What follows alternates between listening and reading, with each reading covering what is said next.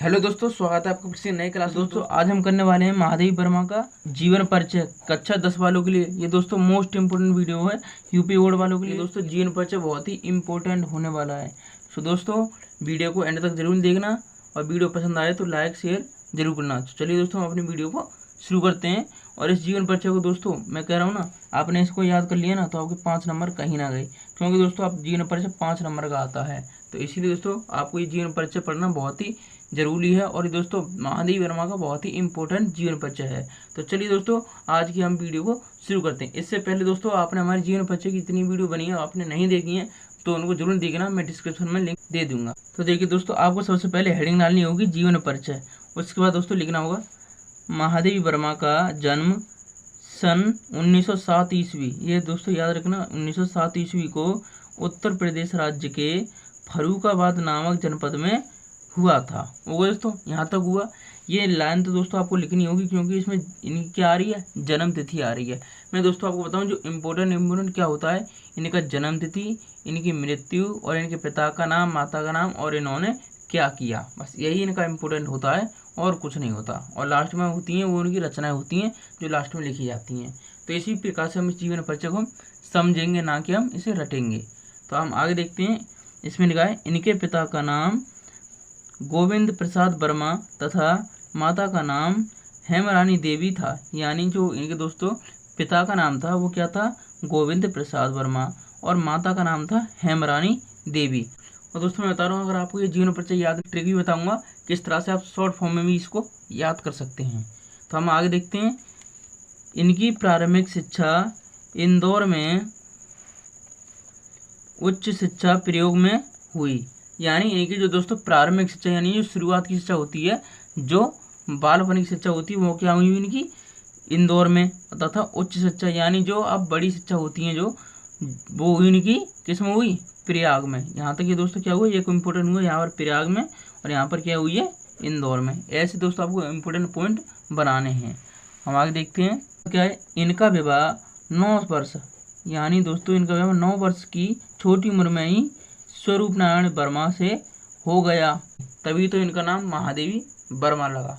हो गया दोस्तों, आपको समझ में आ गया कि इनके पीछे वर्मा क्यों लगा, क्योंकि स्वरूप नारायण वर्मा से इनका ब्याह हो गया था। उसके बाद देखते हैं किंतु इन्हीं दिनों इनकी माता की मृत्यु हो गई। यानी इनका ब्याह हुआ, उनके कुछ दिनों बाद, महीनों बाद क्या हुआ, इनकी माता की मृत्यु हो गई। माता का साया सिर से उड़ जाने पर भी अपना अध्ययन जारी रखा। यानी जो दोस्तों इनकी माता थी उनका इनके सिर पर से साया हट गया। यानी जो माता होती हैं दोस्तों वो हमें पालती हैं, परोसती हैं और हमारी देख रेख करती हैं, तो उन्हीं का क्या हुआ, इनके सर से साया हट गया। लेकिन फिर भी इन्होंने अपने आप को मजबूत बनाया और अपनी पढ़ाई जारी रखी। बात होते हैं कि अरे मेरे पास कुछ नहीं रहा, ये नहीं है वो नहीं है, वो सब बहाने बनाने वाले होते हैं। जो पढ़ते हैं ना दोस्तों वो किसी भी कोई सी भी स्थिति हो उसमें पढ़ते ही हैं, चाहे ठंड हो चाहे गर्मी हो, कुछ भी हो। आगे देखते हैं दोस्तों। तथा पढ़ने में और अधिक मन लगाया। यानी उनके मरने के बाद क्या हुआ, इन्होंने पढ़ने में और मन लगाया ताकि इनकी जो दोस्तों घर की स्थिति है वो सुधर सके। क्योंकि माता की जब साया हटने के बाद आपको पता है दोस्तों कितना बड़ा पहाड़ टूट जाता है एक स्टूडेंट को। फिर भी इन्होंने क्या किया, अध्ययन जारी रखा। यानी इन्होंने अपनी पढ़ाई नहीं छोड़ी। उसके बाद फलस्वरूप यानी इसका परिणाम क्या हुआ कि फलस्वरूप इन्होंने मैट्रिक से लेकर एमए तक की परीक्षाएं प्रथम श्रेणी में उत्तीर्ण की। यानी ये दोस्तों मैट्रिक और एमए की परीक्षा कितनी हार्ड होती थी पहले, अब तो इतनी नहीं है लेकिन पहले कितनी हार्ड होती थी, अभी भी हार्ड होती हैं।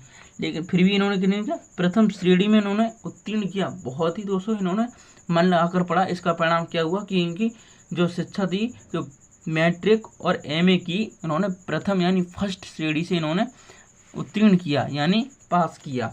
उसके बाद क्या हुआ कि बाद में ये प्रयाग महिला विद्यापीठ, एक प्रयाग महिला विद्यापीठ होता है कि प्रधानाचार्य हो गई, उनकी प्रधानाचार्य यानी प्रिंसिपल बन गई।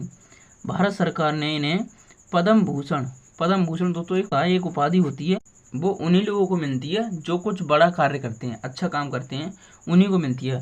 तो पद्म भूषण की उपाधि से अलंकृत किया। सन 1983 ईस्वी में महादेवी वर्मा को इनके काव्य ग्रंथ यामा, इनका दोस्तों एक यामा है, काव्य ग्रंथ है, पर ज्ञानपीठ पुरस्कार प्राप्त हुआ। यानी इनको दोस्तों ज्ञानपीठ पुरस्कार भी प्राप्त हुआ। इनकी जो दोस्तों यामा थी वो एक ग्रंथ था, काव्य ग्रंथ, उन्हें उस पर क्या मिला, ज्ञानपीठ पुरस्कार मिला। ये लिख रहा है दोस्तों, ज्ञानपीठ पुरस्कार मिला, प्राप्त हुआ। तो यानी ये दोस्तों यही ऐसे ही काम करती रही। और उसके बाद क्या हुआ कि इनकी मृत्यु 11 सितंबर 1987 ईस्वी को इस महान कवयित्री की मृत्यु हो गई। यानी इनकी जो मृत्यु हुई वो कितने में हुई, 11 सितंबर 1987 ईस्वी को इस महान कवयित्री की मृत्यु हो गई या स्वर्गवास हो गया, आप जो इच्छा हो वो लिख सकते हैं। उसके बाद इन्हीं की रचनाएं आती हैं।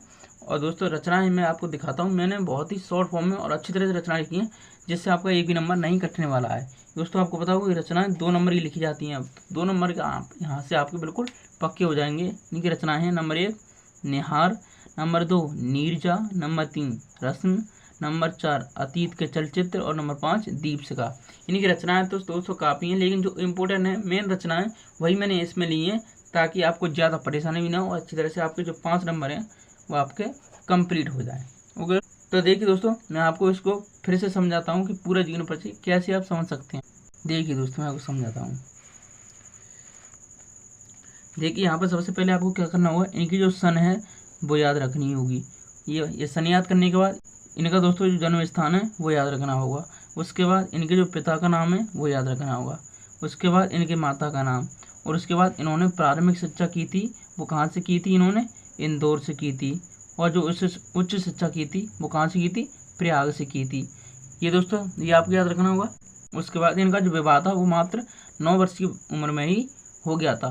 किससे हुआ था, स्वरूप नारायण वर्मा से हुआ था। इन्हीं दोनों इनकी माता की मृत्यु, यानी इसके दोस्तों आप बनाकर ये लिख सकते हो आप। उसके बाद जो मैंने यहाँ पर देखिए आप मैट्रिक इन्होंने क्या किया, मैट्रिक से लेकर MA तक की परीक्षा इन्होंने किससे की, प्रथम श्रेणी से। यानी ये कितना इंपॉर्टेंट पॉइंट बनना है, प्रथम श्रेणी से उत्तीर्ण की। उसके बाद क्या हुआ, ये प्रयाग महिला विद्यापीठ की प्रधानाचार्य हो गई और भारत सरकार ने इन्हें पद्म भूषण उपाधि से अलंकृत किया। और सन 1983 ईस्वी में महादेवी वर्मा को इनके काव्य ग्रंथ पर काव्य ग्रंथ इनका यामा पर ज्ञानपीठ पुरस्कार प्राप्त हुआ। उसके बाद इनकी मृत्यु जो है, अब इनको याद रखना, इनकी मृत्यु जो है 11 सितंबर 1987 ईस्वी को इस महान कवयित्री की मृत्यु हो गई या स्वर्गवास हुआ, कुछ भी आप लिख सकते हैं। उसके बाद इनकी जो रचनाएं वो मैंने आपको बताई दी हैं, इनमें बहुत ही इंपॉर्टेंट और मेन रचनाएं मैंने शॉर्ट फॉर्म में लिखी हैं, आपको बहुत ही जल्दी और अच्छी तरह से याद हो जाएंगी।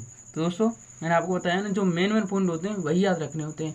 अगर दोस्तों और शॉर्ट फॉर्म में देखोगे तो आपको बस क्या करना होगा, देखिए आपको जो दोस्तों जन्म है वो याद करना होगा, और इनके जो दोस्तों स्थान है यानी कहाँ पर इन्होंने जन्म लिया वो याद करना होगा, इनका जन्म, उसके बाद स्थान, और उसके बाद दोस्तों इनके पिता का नाम, माता का नाम, ये आपको याद करना होगा। उसके बाद इनकी जो शिक्षा है वो याद करनी होगी, कहाँ से कहाँ तक हुई। और उसके बाद इनको दोस्तों कौन सा जो है पुरस्कार मिला, पुरस्कार याद करना होगा। ठीक है, क्या करना होगा, पुरस्कार याद कर लेंगे। उसके बाद इनकी जो दोस्तों मृत्यु है वो याद कर लेना। हो गया पूरा जीवन परिचय। कितना शॉर्ट फॉर्म में मैंने समझा दिया दोस्तों। पूरे यूट्यूब पर आपको दोस्तों कोई इतना शॉर्ट फॉर्म में नहीं समझाएगा। ये दोस्तों मैंने आपको समझाया क्या, सबसे पहले इनका जन्म याद करना, इनका स्थान याद करना, फिर इनके माता पिता का नाम, इनकी शिक्षा कहाँ हुई, इनको पुरस्कार कौन से मिले, और इनकी मृत्यु कैसे हुई।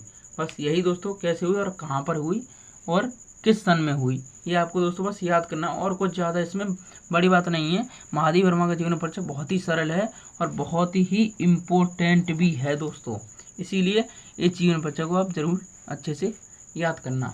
दोस्तों आई होप, उम्मीद करता हूँ आपको ये वीडियो पसंद आई होगी। अगर दोस्तों ये वीडियो आपको अच्छी लगी हो तो इस वीडियो को लाइक करना, शेयर करना, और दोस्तों कमेंट करके ज़रूर बताना आपको ये वीडियो कैसी लगी। और दोस्तों ये भी कमेंट करना आपको किस टॉपिक पर वीडियो चाहिए। तो चलिए दोस्तों फिर मिलते हैं अगली वीडियो में, तो तब तक के लिए जय हिंद, वंदे मातरम।